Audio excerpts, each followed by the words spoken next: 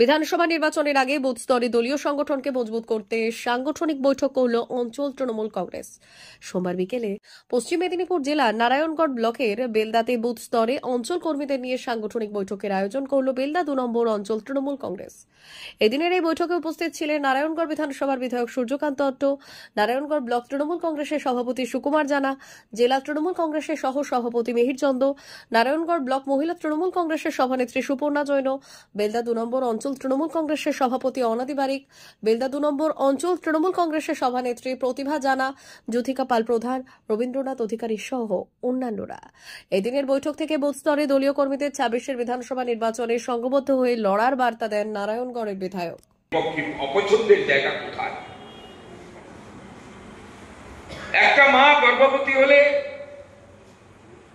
তার বাড়িতে আশাকর্মী পৌঁছাচ্ছে, তার বাচ্চা প্রসবের সময় হলে পদক্ষেপ মানুষের স্বার্থে আমরা প্রতিনিয়ত করে চলেছি। আমাদের পশ্চিমবাংলার পূর্বে যদি আমরা ইতিহাস জানি, 1977 সালে সিপিএম পশ্চিমবাংলায় ক্ষমতায় এসেছিল। আপনারা তখন অনেকে ছোট, আমিও ছোট, কিন্তু 80 দশকের 1982, 84, 83 সক্রিয় রাজনীতিতে আমি আসি। রাজনীতি এসে যে অভিজ্ঞতা সঞ্চয় করেছিলাম দীর্ঘ 30 বছর, সেই রাজনৈতিক অভিজ্ঞতা থেকে আমার মনে হয়েছিল যে এই সরকারটা কত হওয়া প্রয়োজন। সিপিএম এর শুরু থেকে সিপিএম ভেবে নিয়েছিল যে মানুষের ভোট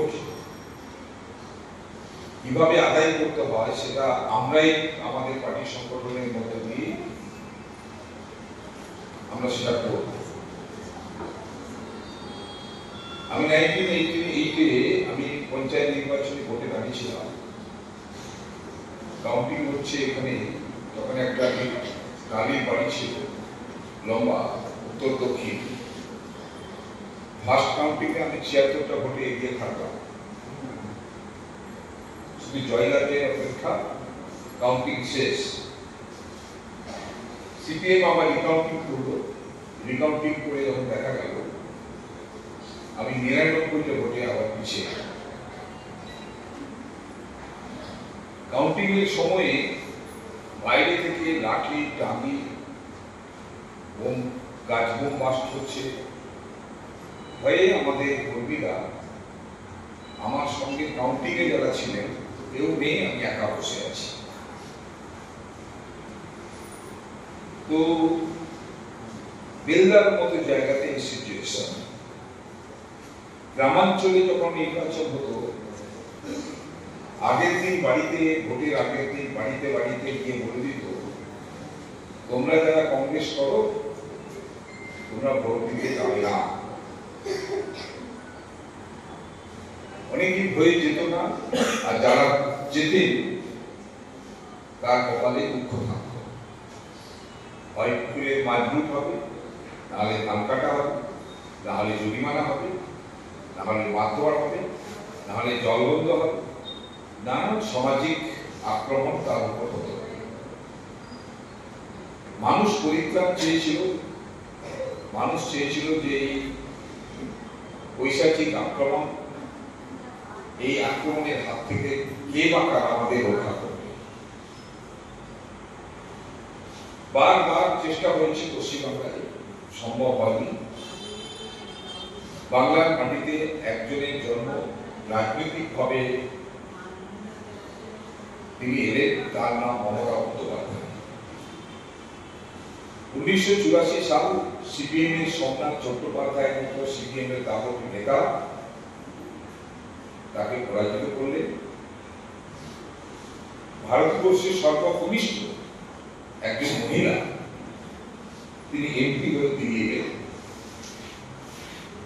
দিল্লিতে পার্লামেন্টে গিয়ে প্রণাম করে তিনি শপথ করেছিলেন, আমি যতদিন পার্লামেন্টে থাকবো আমি ততদিন বাংলার কথা বলবো, তথা ভারতবর্ষের কথা বলবো।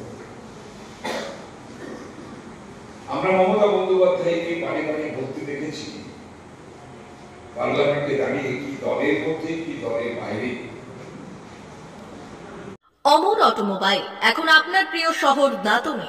ইয়ামাহা কোম্পানির সমস্ত ধরনের মোটরবাইক নিতে আজই চলে আসুন অমর অটোমোবাইলে। আমাদের ঠিকানা দাঁতন কালীচর্দি হাট, দাঁতন হাসপাতালের কাছে। আমাদের এখানে পাবেন ইয়ামাহা কোম্পানির সমস্ত রকমের মোটর বাইক। প্রতিটি মোটর বাইক কেনাকাটার উপর থাকছে বিশেষ ছাড়। আমাদের ওপর একটি শাখা রয়েছে খাকুরদা ধনেশ্বরপুরে। মোটর বাইক কিনতে আজই চলে আসুন অমর অটোমোবাইলে। যোগাযোগ 9547232150 অথবা 6296512188।